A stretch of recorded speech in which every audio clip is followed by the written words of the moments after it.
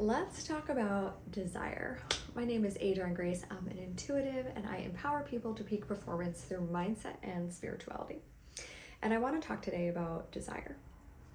And this is a very personal thing because this is my own journey, and really everything that I create videos about often are my own personal experiences and what I'm learning and understanding deeper and deeper on this beautiful journey that we're on. And so I appreciate you being here and watching this. But let's talk about desires, because I believe that there's kind of two types of desires, and you can call them higher desires and lower desires. And I don't necessarily love those words because it implies there's some like hierarchy in it, but let's just use that for ease in explaining this.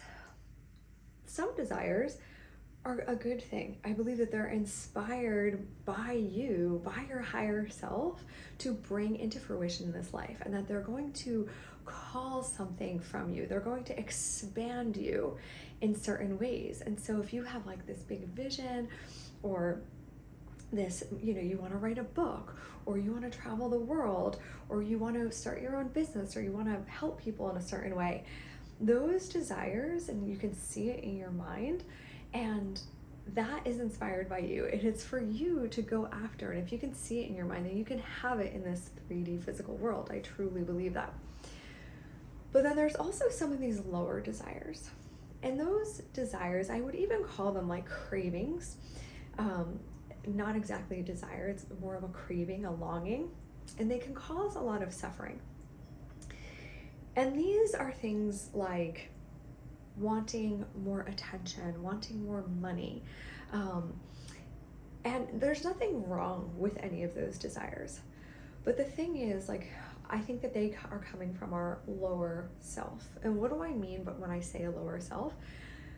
As human beings, like we're part human animal and we're part human spirit. So we have the divine, we are divine, right? We're the divine in physical form. But we also have this biological, you can call it like the caveman or cavewoman inside of you that is just base nature. And it's just looking to go towards pleasure and escape pain. And it's the cravings from that lower part of us that cause a lot of suffering, right? We want to eat, we want to drink, we want to, we're looking for sex, we're looking for just like primal things, and they're intense longings and cravings. And the more we try to satiate that lower self through those cravings, the more it craves. It's actually insatiable because it's not a real part of you. I shouldn't say it's not real, because it is obviously a very real part of who you are, but oftentimes it's a thing that's going on in your mind, your ego, which I sometimes don't like to use that word because there is a lot of charge around it, and a lot of people have a negative thought around ego, but ego is just the belief in separation. But one of the core beliefs of the ego is that it's lacking in some way, and that it needs something outside of itself to fulfill it. And so it's like looking for these outer things like money, like status, like more attention, like followers, like whatever it is. And it thinks that by adding these things to it, it's going to feel superior. But it is an endless chase. And I can tell you, like, I've been there. I was there climbing the corporate ladder, making a lot of money in the finance world, and I was completely empty. And I see it all the time in a lot of my clients that I work with now, that they've chased these illusory things that they thought were going to make them happy, and then they achieve them, and then there's emptiness in it, and they're like, well, why don't I feel the way I thought I would feel? Well, it's because you're chasing after these illusory things that the ego is never going to be satisfied in. And so I think it's really important to understand if something is like that biological craving, that egoic craving, and can you allow yourself, can you watch that desire come up and not act on it? The more we can learn to take away our attention or our consciousness from these lower desires and from these biological cravings, the more awareness and the more consciousness that we have to actually use to go after the bigger things, right? And so we don't want that immediate gratification. We want to use our energy for something higher, for something bigger than us. And typically those desires that we have, they're for the benefit of everybody. So if you want to start a business doing something where you're sharing your gifts with the world, like that is a service to the world. Or if you want to travel the world and it's going to cause you to be more of you and to expand you in certain ways, that's actually also a gift to the world. But those other desires, like the cravings for food, the cravings for money, or the cravings for attention or status, they're not helping anybody else. They're only serving you. So that's kind of a good way where you can distinguish if, okay, is this coming from my higher self or my lower self?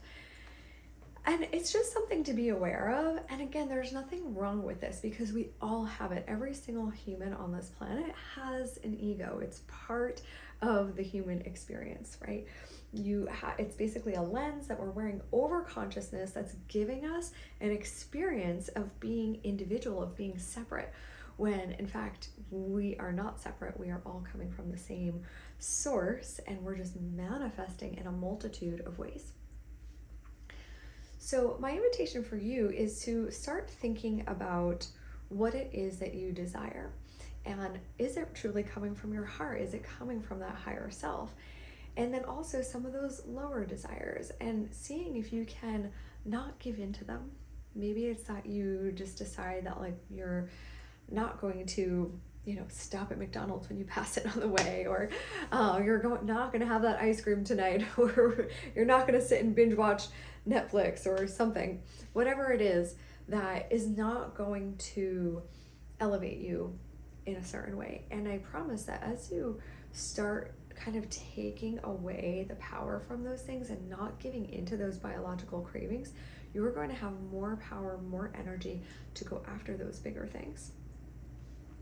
So I've seen this in my life, and I've been noticing a lot too about how I have some of these lower desires.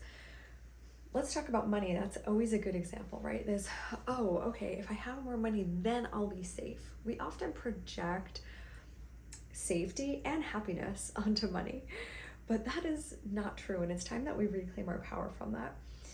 Money is not going to make you happy. It's just a tool. Now, money has a diminishing return of happiness, right? If you are really, really struggling and things are really difficult for you and you don't even know where your next meal is going to be, yes, money can make your life better because you're going to get out of stress. But if you're watching this right now, I am under the assumption that that's probably not where you are because you have a computer or a smartphone or something to even watch this video on. So any money that you start getting kind of over those basic needs has a diminishing value of return to you. It's not really going to add that much to you. But we think that, oh, if we have this certain amount, that I'll feel safe, then I'll feel comfortable. I like to equate this to a drop of water that's coming from the ocean. If a drop of water believes that it's separate from the entire ocean, yeah, it's gonna want more water to feel bigger, to feel stronger, to feel safe. But once it realizes that actually, oh, I'm connected to the whole ocean, then it would never want for anything again because it knows that it is everything and that it can just access that at any point in time. Well, that's how I want you to think about money, right? That you are a portal for infinite abundance and that you have access to all the money and all the wealth in the world. It's just about getting out of the programs and the beliefs that are stopping it from coming through. So can you really feel into, wow, I am abundant. I am completely resourced. I have water at my disposal, the ultimate resource. I have connections, family, friends. Can you feel into just feeling like, wow, I've always been supported. I am connected to everything. I am part of this infinite universe. I am an important part. I am a puzzle piece in this infinite game. And without me, it wouldn't be complete, because that's true. You are very special and very important, and there's a reason why you are here. And so the more we could feel into that and feel the feelings of wealth and abundance now, the more money will just flow to us easily and effortlessly. So think about the things that you're desiring. Where are they coming from?